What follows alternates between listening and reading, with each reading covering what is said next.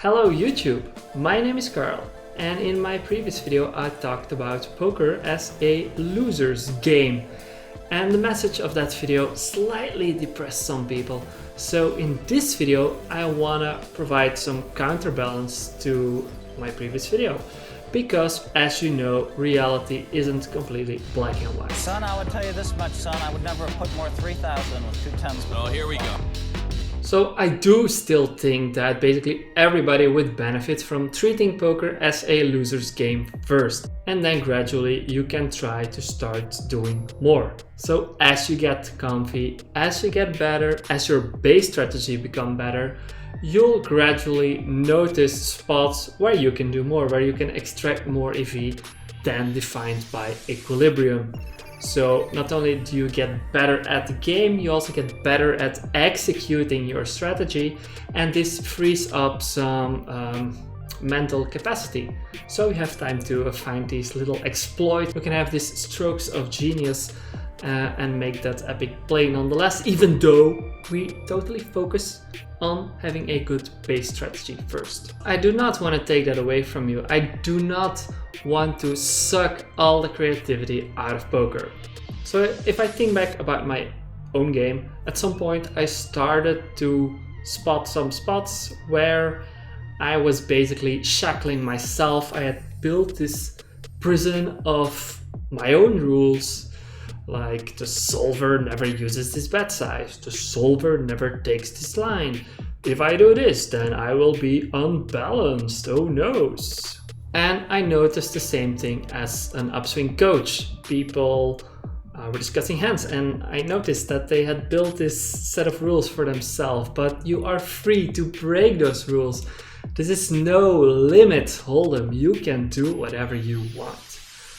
And all of this reminded me of the scene in The Matrix. I would play it right now, but then I might go down the path of some copyright infringement, and yeah, I'd rather not do that. But it's this scene in the first movie, like there is no other Matrix than the first movie, where Morpheus takes Neo down into the Matrix, or their simulation of the Matrix, for the very first time. Like the scene where Neo gets distracted by the lady in the red dress, or the woman in the red dress, or whatever. And Morpheus gives Neo a little pep talk. I have seen an agent punch through a concrete wall. Men have emptied entire clips at them and hit nothing but air. Yet their strength and their speed are still based in a world that is built on rules. Because of that, they will never be as strong or as fast as you can be. And that you, my dear viewer, is you. So the rules and the structure of your base game carry you through most common spots, but they also risk shackling you, handcuffing you in this prison of an imaginary boundary that you have created for yourself. So don't do that, and try to keep an open mind. You are able to do whatever you want when the opportunity arises, when you have the incentives to do so. So a couple of examples that I noticed in myself and in others. It can be as simple as bet size. Let's say, first example. Let's say you have this standard sequence of bet sizes that you use for a set of positions on a certain board on a certain turn. So you are gonna barrel the turn, and let's say your standard is 70% pot. But you're up against a weaker player with a pretty inelastic calling range, meaning he'll probably just call his top pairs on the turn and fold weaker hands, something like that. So this player is highly exploitable. You can just bluff for a smaller size and make it a bit bigger when you are beating his top pair that he is calling anyways. So that's very simple, but sometimes people are afraid of being too obvious. But yeah, don't create that rule for yourself. You can often be more obvious than you think you can be. A second bet sizing example is one that I had for myself. So when you are studying with a solver, this can be very overwhelming, and you're always happy to come up with some rules, some general rules to simplify the lessons, the conclusions you draw from the solver. So if you spot some rule that seems to be generally applicable, you're always happy. You can simplify your game tree without sacrificing too much EV. So the rule I had for myself was that when barreling the river in position, the solver basically never bets less than half pot.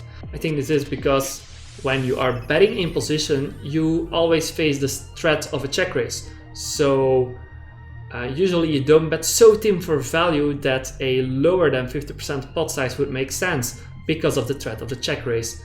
Because of this threat, your value hands need to be strong enough to bet big enough.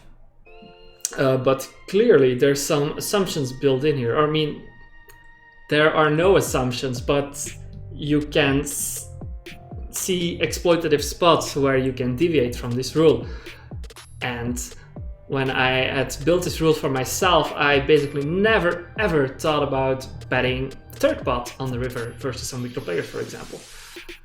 So yeah, this is one of those rules that I had built for myself, and that works fine as a base game, works pretty fine as a base game, but it's a rule that is not a general truth. You are free to deviate from it when you're up against an exploitable player. A third spot is, for example, where you're in some situation where you don't fast play your stronger hands because you're afraid it's too obvious, or you don't have enough bluffs when you take this line, so you just move the strong hand to the more passive line instead of moving more bluffs to the more aggressive line.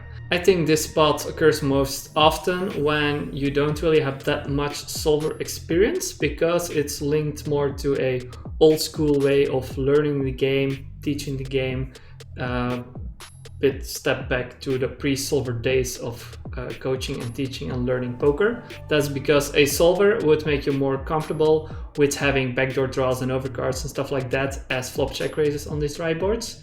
But when you're not used to that, you see this dry board where your strong hands will stay strong hands and you don't see a lot of natural bluffs for you to have, so you just don't check raise a lot.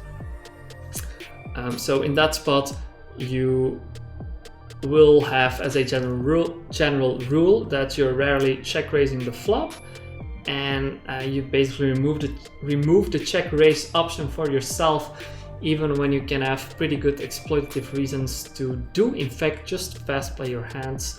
I'm sure you can think of some spots in your own game where you had a spot where your instinctive reaction would be to fast play, but then you're like, nah, I will be unbalanced, I don't have enough bluffs, or you come up with some other reason to not do so, even though you had this instinctive reaction to make the exploitative fast play.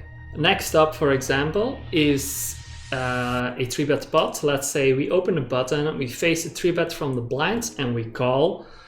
The 3-better c-bets for a small size, probably for a very high frequency, and you have learned from your solver studies that the solver rarely raises the flop. So your general rule could be that you just don't raise flops in 3-bet pots. Even on very dry boards, you see that the solver will flat there with very high frequency, that is 100 BB deep. So there might be some deviations for other stack sizes, but we focus on 100 big blinds. So your general rule is to basically never raise the flop. But again, you can have good exploitative reasons to do raise the flop, but when you have removed that part from the game tree, you won't really actively think about spots where the flop raise would make sense as an exploit. So yeah, for me this is also one of those simplifications where I'm basically never raising the flop, and then I'm encountering a spot where I see bet and villain raises the flop, and I'm like, what the fuck, this guy is so bad, you're not allowed to raise the flop here, how dare you. But then I don't really know how to react versus the flop raise. So who is the worst player here? I mean, yeah, I think flop raise can work fine as an exploit, definitely versus players who see bet 100% of their range, and they do not know how to react versus that flop raise.